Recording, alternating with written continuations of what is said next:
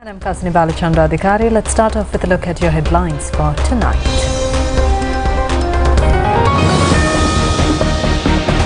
State Minister Shahan Singha expressed confidence today that Sri Lanka will receive the IMF third tranche. The President stresses that the next presidential election will decide the future of the country. A committee to be appointed to investigate the actions of the authorities regarding the intelligence received prior to the Easter Sunday attacks. The Cabinet grants approval to increase the 2,500 rupee monthly allowance of preschool teachers up to 5,000 rupees. A fire in Kuwait hostel kills 43 migrant workers. No Sri Lankans reported hurt.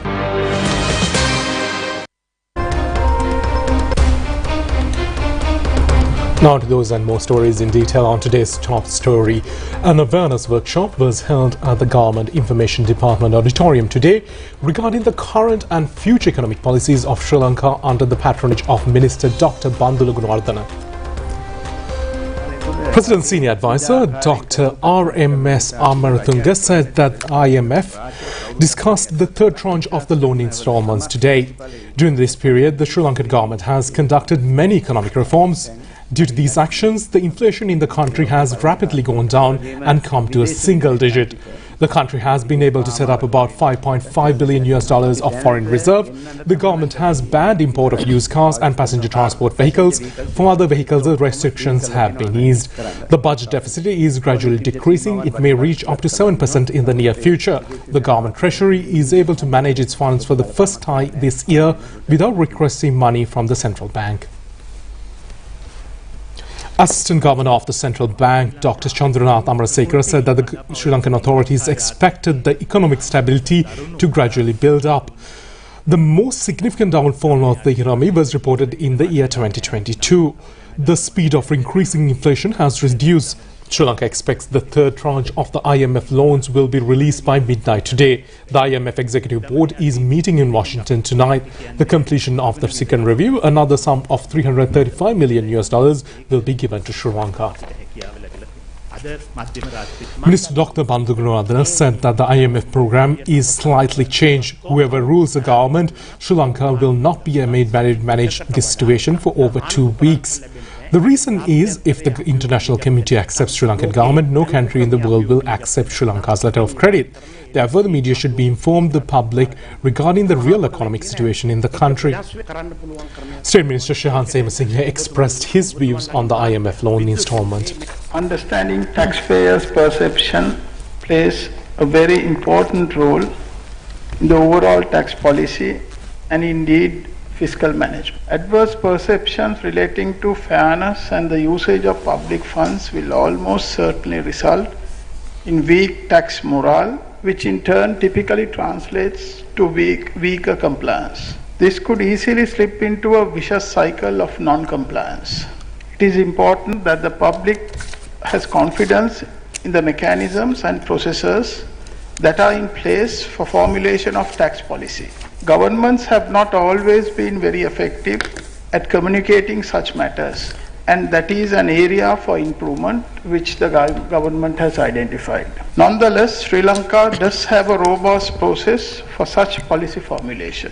If we consider the Internal Revenue Act, which determines the rates and thresholds for income taxation, the amendments proposed in 2022 went through multiple layers of scrutiny. The tax reforms themselves were proposed after robust analysis based on the threshold income and expenditure survey followings. The tax policy is then debated in the Cabinet, and the Attorney General will assess the proposed legislative amendment for consistency with the Constitution.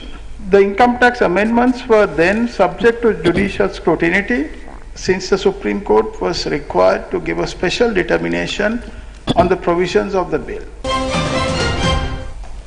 President Ranil Wickremesinghe emphasized that the upcoming presidential election will not be about his personal victory or defeat, but that of the country's success or failure. The president noted that if the people are satisfied with the government's program, they can support it. Otherwise, they will face the consequences of living in a country with a collapsed economy, struggling to supply essential items like medicine and fertilizer, and experience long queues as well for fuel and gas. President Wickremesinghe made these remarks during a dialogue on policy reforms held at the Water's Edge Hotel in Battaramulla yesterday with youth representatives of the parliamentary sectoral oversight committees. The president highlighted that those making various promises on platforms today lack a concrete program to move the country towards economic prosperity. He also emphasized the need to avoid past mistakes by making decisions during elections focusing on individuals. To advance the nation's economy, the president urged all political parties to support the economic transformation bill presented by the government. President Ranil Wickremesinghe said that there's a prevalent discourse regarding the economic bankruptcy of our country today. He said that, however, he do not fully concur with this assessment. He said that the country is not only facing economic challenges but also political ones.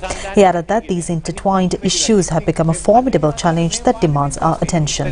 The president said that it is unprecedented for a party with just one seat to appoint a prime minister or president.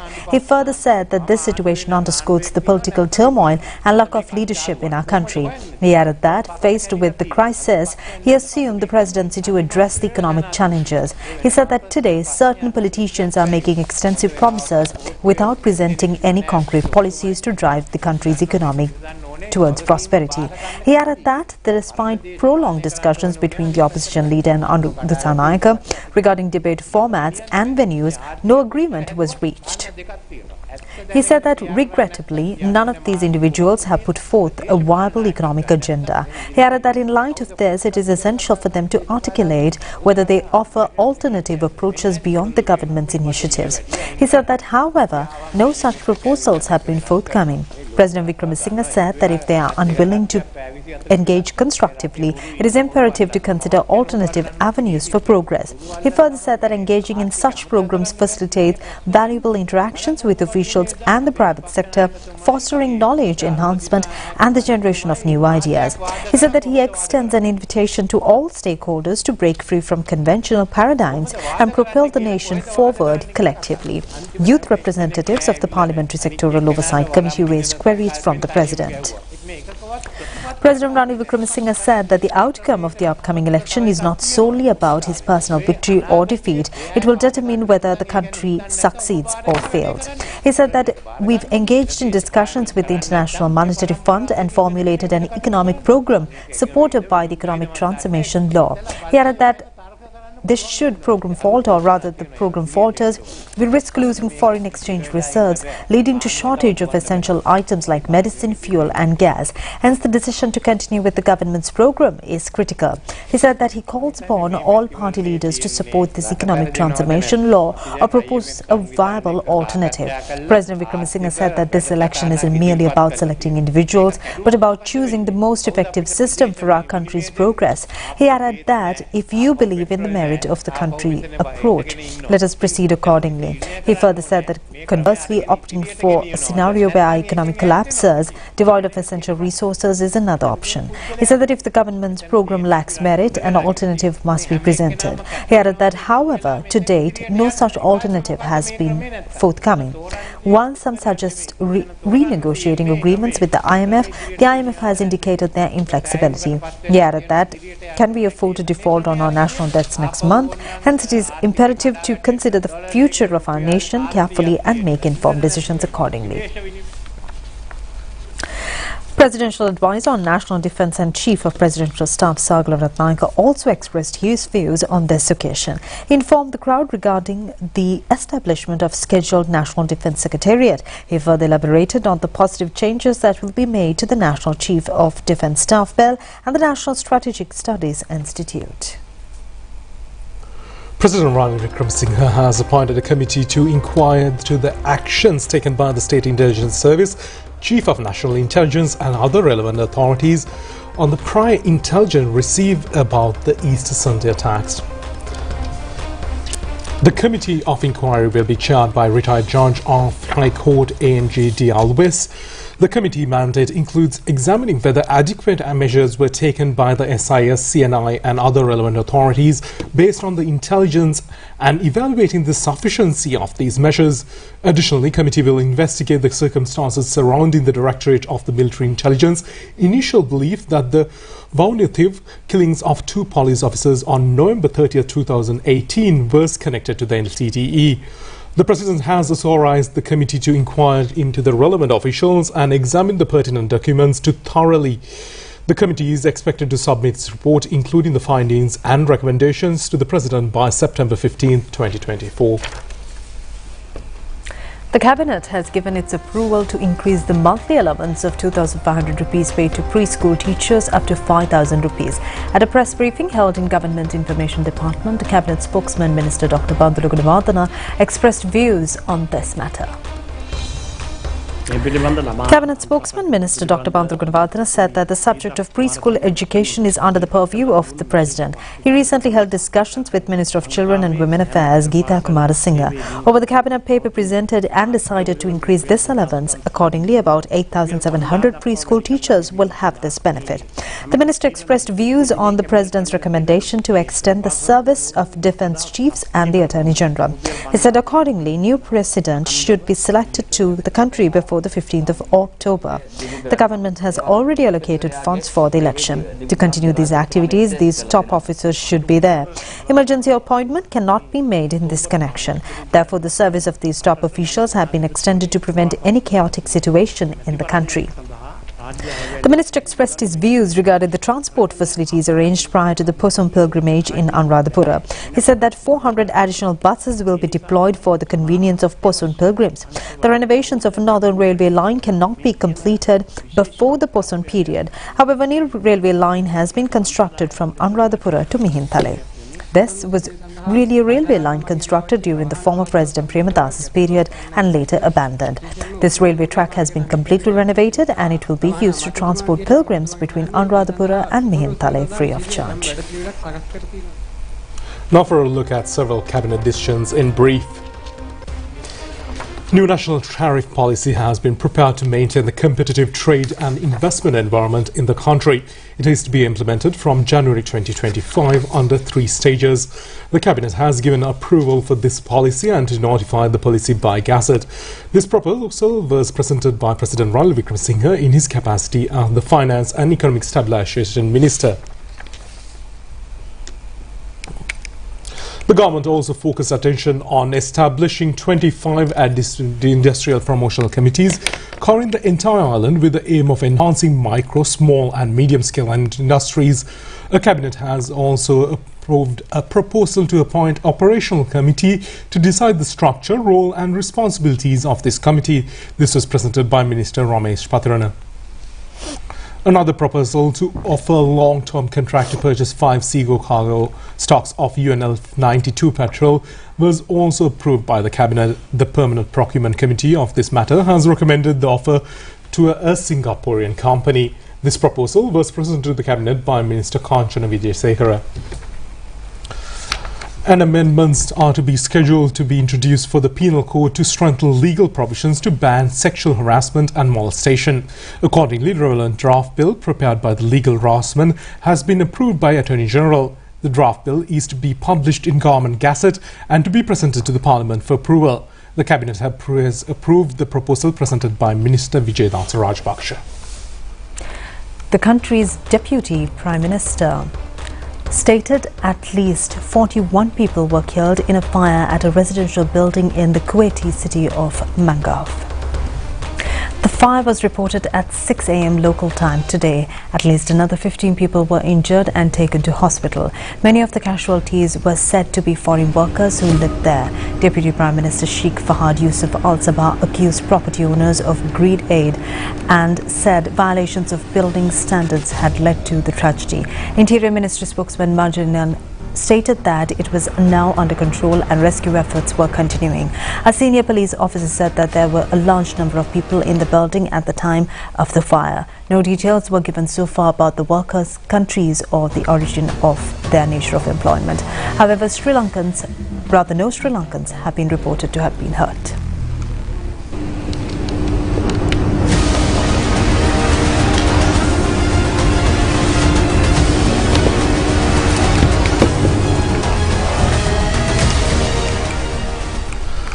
Another 36 development lottery winners were facilitated with relevant checks yesterday.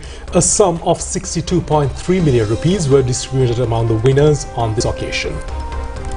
Among them were 2.5 million, 2 million and 1 million rupee winners. Winners of the Super Draw and sales agents were also felicitated with checks. Chairman of the Development Lotteries Board Ajit Gunarathanaragala, General Manager Anura Jayaratna and several top officers were present on this occasion.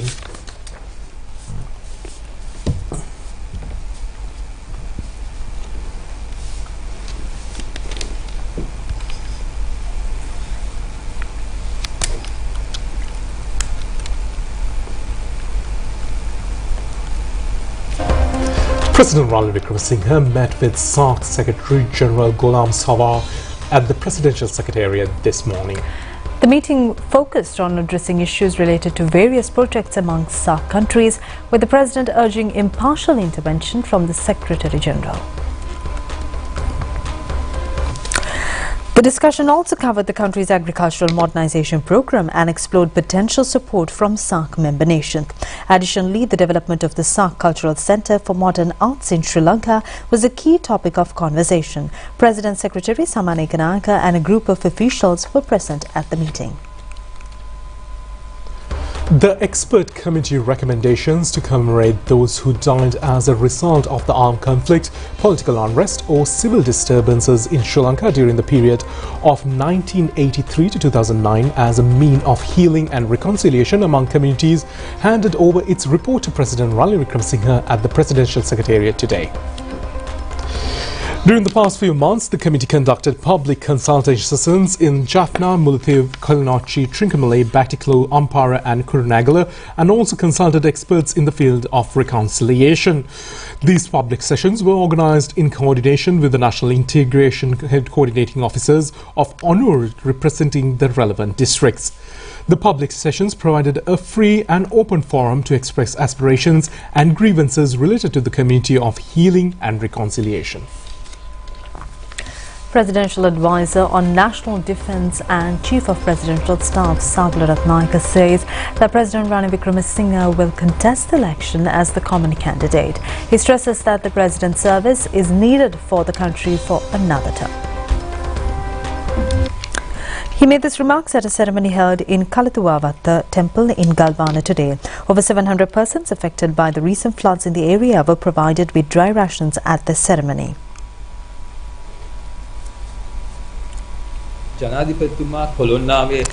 Presidential Advisor on National Defence and Chief of Presidential Staff Sagala Ratnayake said that when the President visited Kolonnawa recently to see the flood-affected people, government officials, police and the general public informed the President regarding matters which led to frequent floods in this area. The major reason happened to be the illegal construction in the low-lying areas. Therefore, the President has taken a decision to remove all illegal constructions within the Kolonnawa Divisional Secretariat area. Russia says that the relations with Sri Lanka will be further strengthened and Russia will never interfere in Sri Lanka's internal affairs. The Russian ambassador to Sri Lanka, Levan Sagrayan, made these remarks at a ceremony held in Colombo yesterday to mark Russia's National Day. Russia marks its National Day on the 12th of June each year since 1992. This year has been declared based on the issue of declaration of the new Russian Federation. This ceremony was organized under the patronage of Russian ambassador to Sri Lanka, Levan Sagrayan. Minister Susil Premajayant graced this occasion as the chief guest.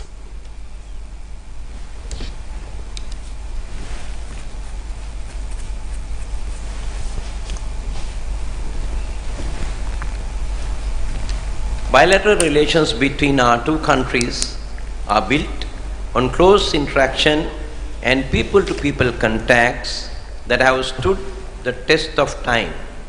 Our friendship and cooperation has continued to grow, allowing us to collaborate effectively on various international platforms. I am happy to note that Russia was the second largest tourist source market for Sri Lanka in 2023, and the momentum continues. Our multifaceted partnership covers several areas of cooperation, including the areas of defense, science and technology, and also in the education sector. A significant number of Sri Lankan students continue to choose Russia as a preferred destination for higher education. The rich and historic cultural connections between Russia and Sri Lanka continue to flourish. There are many Sri Lankan exporters. The members of Chamber are interested in exporting more tea quantity to Russia, and I know very well, definitely it will continue and further increase the quantity we export to Russia, and we always respect the taste of Russians regarding Sri Lankan tea. We have very friendly ties, very friendly relations till independence of Sri Lanka in 1948. Sri Lanka is one of the main destinations for Russian tourists, and we are very happy that hundreds of thousands of Russians are coming here. It's a big pleasure. Thank you very much for your hospitality, dear Sri Lankan friends. Russia is one of the big importers of Sri Lanka's tea. Sri Lanka tea is very popular in the Russian Federation. And please continue to supply my country with your beautiful tea. And also in Sri Lanka is very popular Russian higher education. And representatives of many universities, many institutions have visited Sri Lanka several times, and we will continue such cooperation. It will be, I think, preferable for both countries. As the Russian Federation, we have never interfered into domestic affairs of your country. Never. And we will never do that. Because you have to decide yourself without interference from outside. The only wish we have, these elections to be conducted in very calm atmosphere with mutual respect. And finally, I wish any government and any president of Sri Lanka which will come to power, he will continue the policy of traditional friendship with my country. Former presidents, ministers, ambassadors and many other dignitaries were present at this occasion.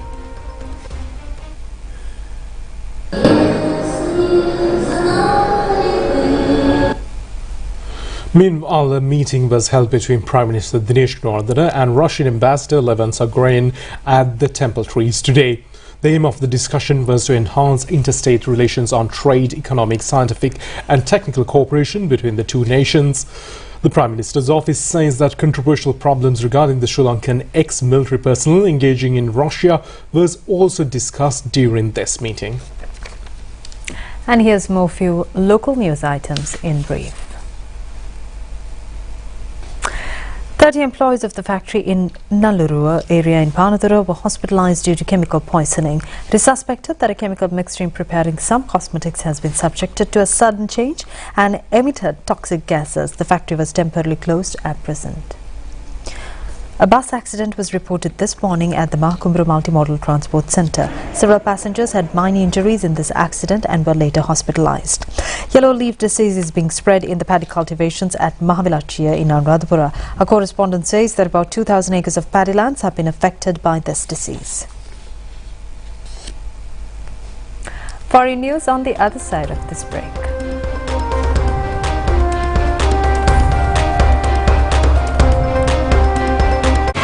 Macang, prima kotumi, fantamai. உங்களுக்கு toss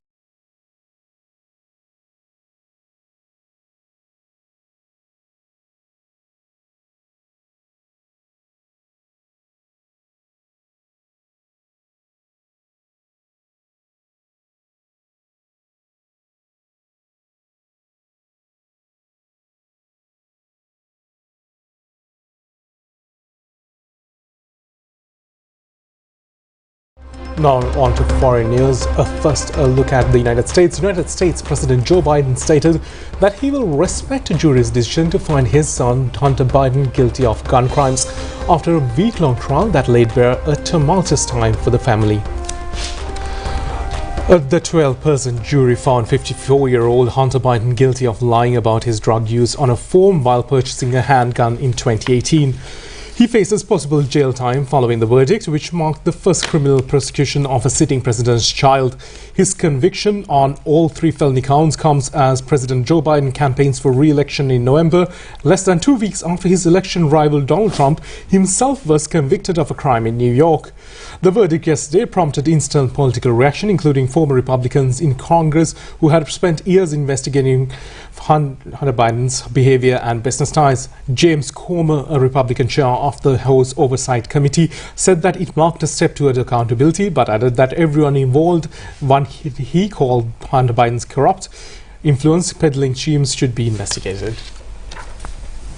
The United Nations International Organization for Migration declared that at least 49 people from the Horn of Africa were found dead after their boat capsized off the coast of Yemen.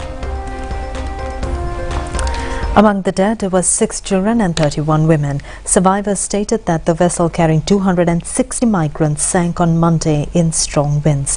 The search continues for 140 people who were still missing. The boat left Somalia at 3 and on Sunday, carrying 115 Somali nationals and 145 Ethiopians, part of a recent rise in migration from the Horn of Africa to Yemen. India says 2 of its nationals who had been recruited by Russian army were killed in the ongoing conflict in Ukraine. The Indian Foreign Ministry stated that it had urged the Russian authorities to repatriate the bodies of the 2 deceased. The ministry also urged Moscow to quickly release and return all of the Indian nationals who were with the Russian army. Dozens of Indians were reportedly being duped by agents into fighting for the Russian forces with the lure of money and a Russian passport.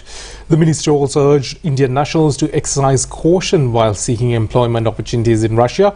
Despite urging Russia to return its Indian nationals serving in the Russian army, India had refused to condemn the Kremlin over its full-scale invasion of Ukraine, urging the 2 sides to seek a peaceful, thorough dialogue and diplomacy. Meanwhile, Nepal and Sri Lanka warned their citizens not to be lured in by the false promises of human traffickers in recent months.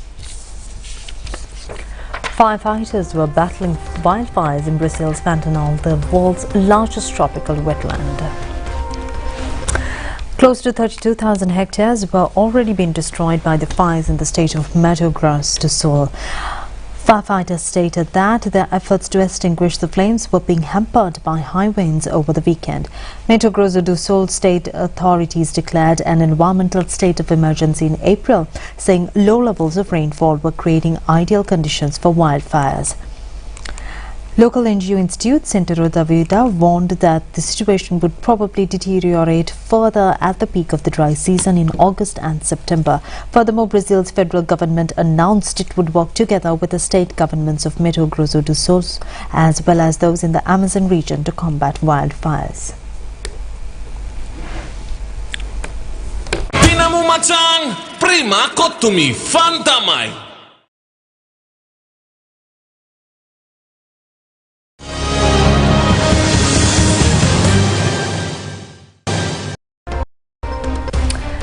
And in your sports news tonight, the World Cup T20 cricket match between Sri Lanka and Nepal was abandoned due to rain. Accordingly, both teams were given a single point. The match was scheduled to be played in Lauderdale grounds in Florida. However, even the toss didn't happen due to heavy rain. Even with the points due to the rain, Sri Lanka is still in last place. Sri Lanka is now at the risk of going out of the tournament in the first round. Final match of the Sri Lankan team is to be played against Netherlands on the 16th of this month in St. Lucia. Tinamu macang prima kotumi fantamai. That's it for tonight's English News telecast. Thank you for joining us. Good night. Good night.